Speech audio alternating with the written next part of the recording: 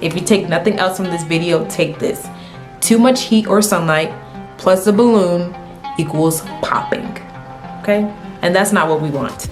Welcome to Event Styles LLC, where we bring the style to your events. Hi, my stylists. Thank you so much for being here. My name is Cam. Now, I don't know about you, but working with balloons outdoors can be extremely frustrating.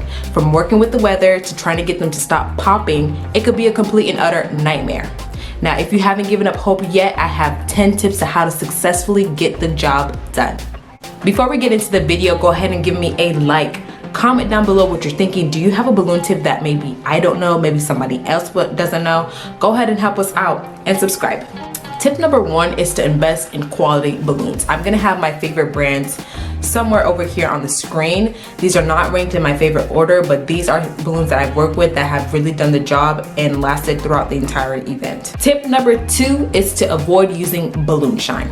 Now, when you are working indoors and you have chrome balloons or different colors that you really want to stay shiny and pop for a long period of time, absolutely go ahead and use it. However, when you're working outdoors, it could get very tricky to use it because a lot of those shiny balloon products can be oil-based. So you're mixing the humidity, the heat with the oil, and you're essentially frying the material of the balloon. Now, this can cause the balloon to become a lot more rigid and more likely to pop. So I would not recommend using balloon shine outdoors. Tip number 3 is to avoid using darker colors outdoors. When it comes to colors, lighter colors reflect sunlight and darker colors absorb it. And the way balloons tend to behave when they're around heat for extended period of times is the material starts to become very rigid and it starts to almost shrink and then pop.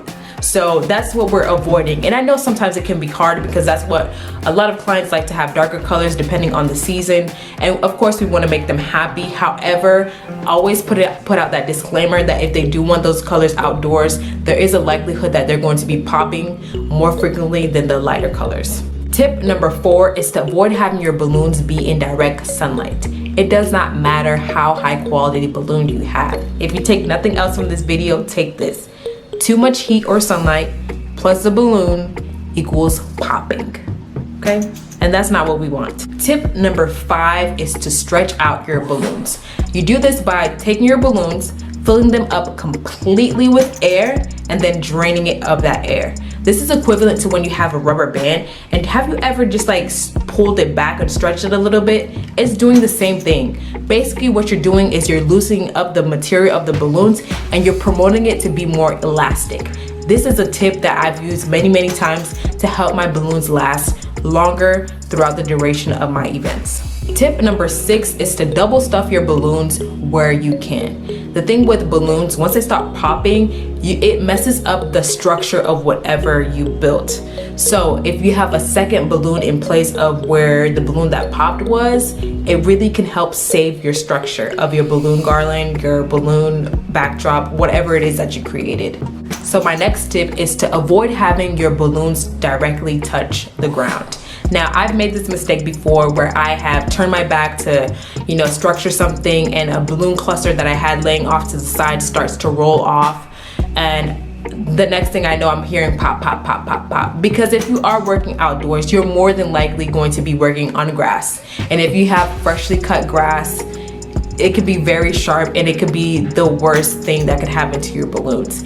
And that's just a waste of time. It's just a simple mistake that you can avoid to make sure that you aren't working backwards when you are trying to work outdoors. And that leads me into tip number 8. If you are working outdoors, make sure you do have some backup balloons already blown up, some extra balloons in the event that you do have accidental popping. You could go ahead and quickly replace that with something else and you're not wasting time. Tip number 9 is to not overinflate your balloons.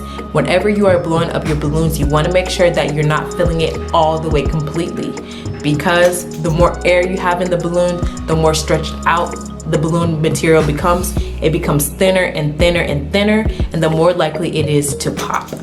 My last tip is to not be too aggressive with whatever material you're using to tie the balloons together, whether it be balloon ribbon, fishing wire, other balloons, whatever you're using to actually piece together the balloon work. Try not to be too aggressive or too harsh when you're pulling it, because the balloons are already going to be more sensitive outdoors. So when you're adding even extra tension to it, you can cause your balloons to pop. So just be careful with that. And just like that, my friends, that is my 10 tips on how to successfully complete an outdoor balloon job. If you enjoyed this video, go ahead and give me a like, comment down below what you're thinking, and subscribe. Thank you so much for being here. Bye.